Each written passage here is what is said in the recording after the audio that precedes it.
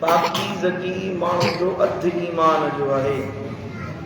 पाक साफ़ रहणु, सफ़ाई सुथराई इख्तियार करणु, इस्लाम तो फरमाए त इहो दीन आहे, इहो तव्हांजे लाइ ईमान आहे। तव्हां मुस्लमान सॾायो, मोमिन सॾायो ऐं तव्हांजे जिस्म में गंदगी हुजे, पाकीज़गी न हुजे, सफ़ाई सुथराई जो ख़्यालु न करण वारो माण्हू गोया कि नबी जे फरमान मुताबिक़ मोमिन न आहे, ईमान वारो न आहे। ईमान सफ़ाई अधु ईमान अधु सफ़ाई में रखायल आहे, बाक़ी अधु ईमान ॿियनि निमाज़ रोज़े हज ज़कात सां जुड़ियल आहे। जेको माण्हू सफ़ाई सुथराई रखे त उनजो ईमान कामिल आहे। ख़ुदि मदीने वारे साईं खे अल्लाह ताला अमर फरमायो आहे त या अय्युहल मुदस्सिर कुम फअंज़िर व रब्बक फकब्बिर व सियाबक फतहिर। ओ चादर ओढ़े सुम्हण वारा हबीब, उथी पंहिंजे रब खां माण्हुनि खे ॾेजाल, पंहिंजे पालनहार जी वॾाई इख्तियार कर। व सियाबक फतहिर, ऐं मुंहिंजा महबूब तूं पंहिंजे कपिड़नि खे साफ़ सुथरो अछो उजरो रख। सुभान अल्लाह, सुभान अल्लाह। कपिड़ा आहिनि पहिरण वारा, उन्हनि सां हथ न उगो, उन्हनि सां नक साफ़ न कयो, उन्हनि खे अहिड़ी जॻह ते न वियो जिते कपिड़ा मेरा थी वञनि। मोमिन मुस्लमान आहे त उनजे लाइ अल्लाह जो क़ुर जो फरमायो सियाबक फतहिर, पंहिंजा कपिड़ा साफ़ सुथरा रखण वारा हूंदा आहिनि। ऐं अल्लाह ताला क़ुर मजीद में फरमायो त इन्नल्लाह युहिब्बुत तव्वाबीन व युहिब्बुल मुततहिरीन। बेशक अल्लाह ताला मोहब्बत कंदो आहे घणी तौबा ताइब करण वारनि सां, ऐं अल्लाह मोहब्बत रखंदो आहे उन्हनि सां अल मुततहिरीन, जेके पाक साफ़ रहण वारा आहिनि, तहारत इख्तियार करण वारा आहिनि। जेकॾहिं माण्हू पाक न हुजे त उनजी निमाज़ बि न थींदी, उनजी निमाज़ बि जाइज़ न आहे। क़ुर मदीने वारे साईं फरमायो आहे ला तुक़बल सलातन बिग़ैर तुहूरिन, निमाज़ हरगिज़ क़बूल न थींदी आहे बग़ैर तहारत जे। ॾिसो निमाज़ जा रुकन आहिनि, ज़ाहिरी बातिनी शराइत आहिनि, हिकिड़ा निमाज़ जे अंदरि आहिनि, ॿिया निमाज़ जे ॿाहिरि आहिनि। उन्हनि मां टे त इंसान जा सफ़ाई सां जुड़ियल आहिनि। इंसान जो जिस्म पाक हुजे, कपिड़ा पाक हुजनि, ऐं जंहिं जाइ ते बि निमाज़ थो पढ़े उहा जाइ पाक हुजे। इन्हनि टिनी शयुनि मां का शइ हिकिड़ी शइ पलीत हूंदी न, उन माण्हू जी निमाज़ न थींदी। जेकॾहिं कपिड़ा पाक आहिनि, जॻह पाक आहे, बाक़ी जिस्म में त पलीती लॻल आहे, निमाज़ न थींदी। पंहिंजा कपिड़ा साफ़ आहिनि, जिस्म साफ़ आहे, वुज़ू करे आयो आहे, गुस्ल करे आयो आहे, नवां कपिड़ा पाए आयो आहे, जंहिं जाइ ते निमाज़ पढ़े थो उन जाइ ते पलीती लॻल आहे, माण्हू जी निमाज़ न थींदी। शर्त ॾिसो, इस्लाम सफ़ाई खे केॾी वॾी अहमियत ॾिनी आहे।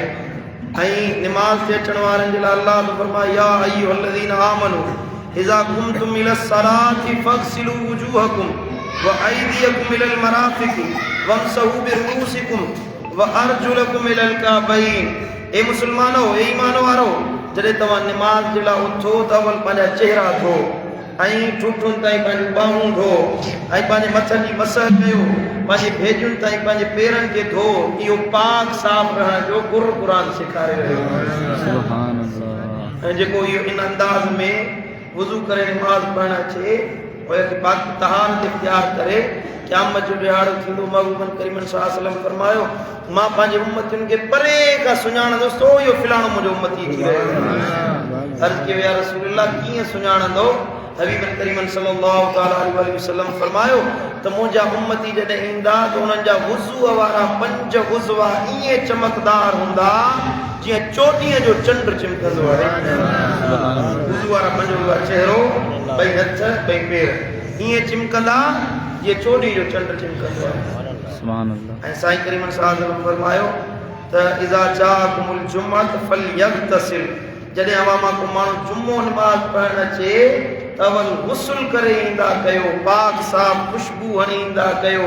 नवां कपिड़ा हुजनि त नवां पाए अचो, जेकॾहिं नवां न आहिनि त साफ़ सुथरा कपिड़ा पाए गुस्ल करे अचो, जो इन सां तव्हांखे वधीक अजुर ऐं सवाब अता कयो। इब्तिदाई इस्लाम में गुस्ल करणु जुमे जे लाइ फ़र्ज़ हूंदो हुयो, बाद में पोइ इजाज़त ॾिनी वई। अॻ में माण्हू गुस्ल न कंदा हुया, वेझंदा कोन हुया, छो त पाणी जी किल्लत हूंदी हुई। पोइ जॾहिं पाणी जी कसरत थी वई त पोइ उन खां बाद रुख़्सत इख्तियार कई वई त वाजिब न आहे। वाजिब ना है, पर इंसान की सफ़ाई जे लाइ केतिरो ज़रूरी आहे। नबी साईं था फरमाइनि निमाज़ जे लाइ अचो तॾहिं जिस्म पाक रखे ईंदा कयो।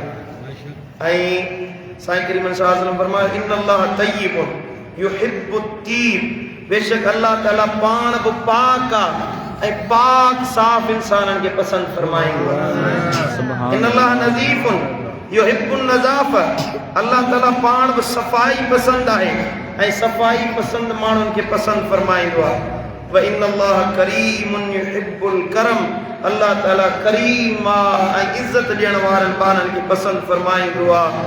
इन्नल्लाह जवादुन युहिब्बुल जूद, अल्लाह पाण बि सखी आहे ऐं सखावत खे पसंदि कंदो आहे। फनज़िफू अफ़नियतकुम, पंहिंजे घरनि जे सहननि खे साफ़ सुथरो रखंदा कयो।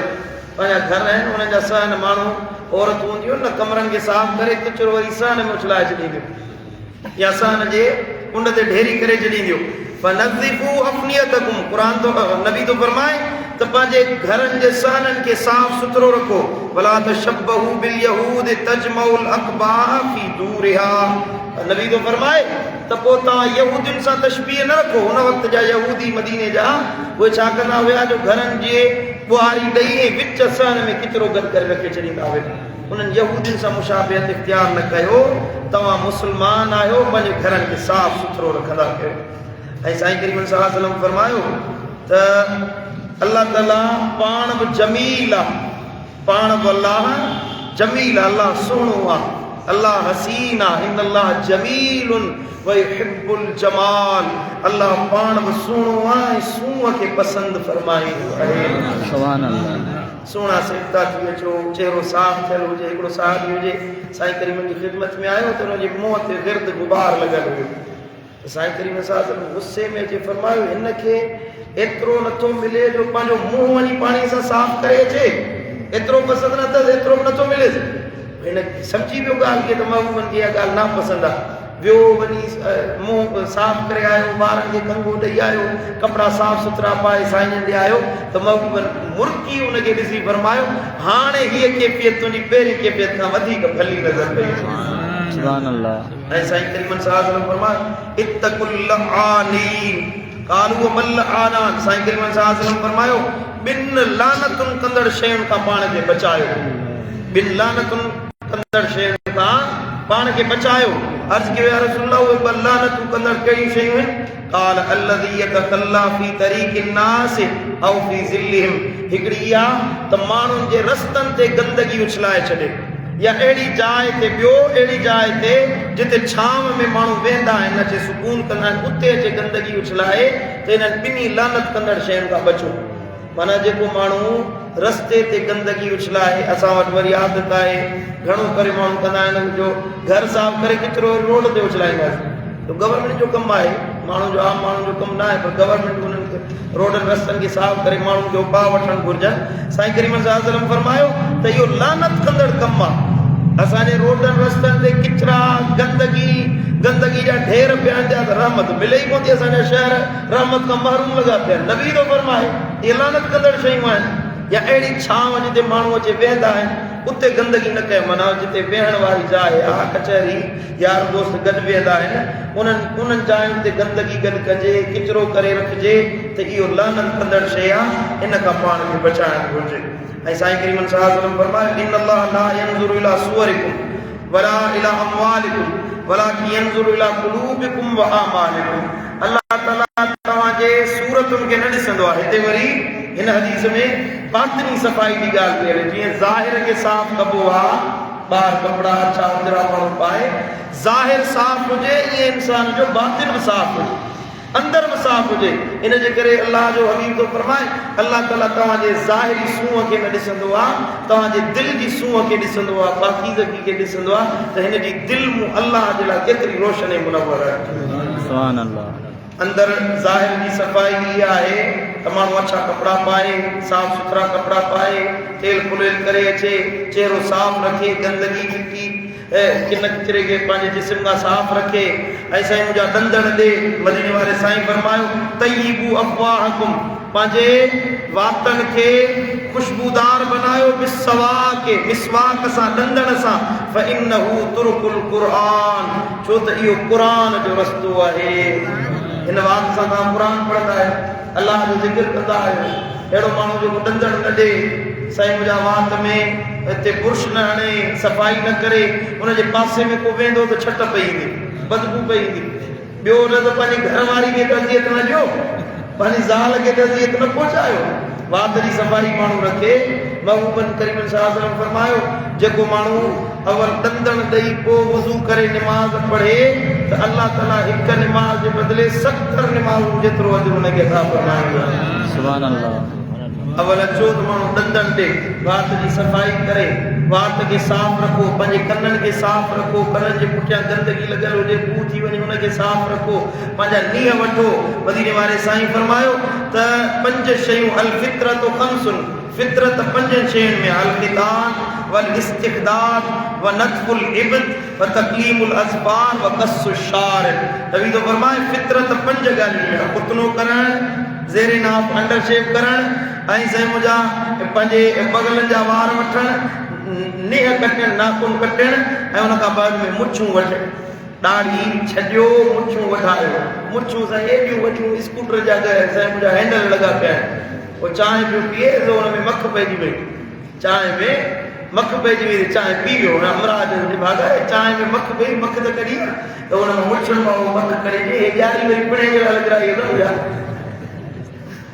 एॾियूं वॾियूं मुछूं हिकिड़ो हज़रत साईं जन फरमायो त हेॾे उत्तर ॾे हिकिड़ो फ़क़ीर हुयो हारी हुयो सो ॾाढी वॾी हूंदी हुअसि नक गोॾे ॾाढ़ी खे धोए साफ़ करे वॾी ॾाढी घाटी ॾाढ़ी हूंदी हुअसि ॾिघी पोइ पाणी जो वारो वराइण वियो मींहं जी मौसम हुजे पाणी जो वारो पे वराईंदो नंढड़ी हूंदी मच्छी दुरो नंढड़ी मच्छी उहा टपो ॾेई हुनजी ॾाढ़ी में अंदरि घिरी वई मच्छी जो पाणी में ॿाहिरि निकिरंदी त मरी वेंदी सो उनखे उहा बदबू मच्छी जी नक में वेही हुई हिनजी बदबू अचे न ज़ाल सां सुम्हे त ज़ाल चए फ़क़ीर तुंहिंजे तो मां मच्छी जी धप थी अचे चए भाॼी मच्छी मूं खाधी कोन्हे किथां आई मच्छी चए न तो मां मच्छी जी धप थी हिकिड़ो ॾींहुं ॿियो ॾींहुं 2-3 ॾींहं गुज़री विया नेठि ज़बरदस्ती ज़ाल दसे हुनजी ॾाढ़ी मां जो मच्छी ॿाहिरि निकिरी आई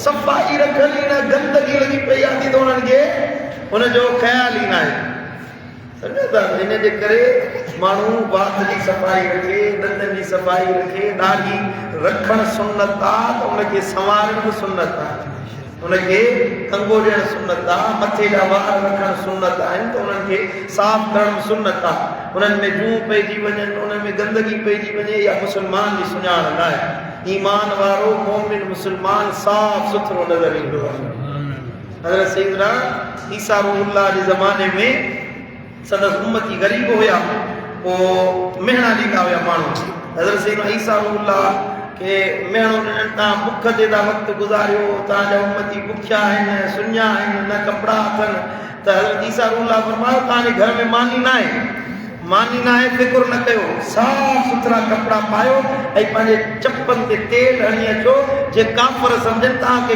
मुर्ग गोर मां खाई आया आहियो तव्हांजा साफ़ सुथरा कपिड़ा ॾिसी माण्हू सड़ी वेंदा सम्झो था इहो एतिराम आहे माना मोमिन जे लाइ इहो एतिराम हुनजी सफ़ाई सुथराई रखायल आहे अल्लाह ताला शाह असांखे ज़ाहिर बातिन जी पाकीज़गी नसीब फरमाए अल्लाह असांजे बातिन खे मुनव्वर फरमाए अल्लाह ताला असांजे मुआशरे में सफ़ाई पैदा करण जो शौक़ ऐं ज़ौक़ अल्लाहु आमीन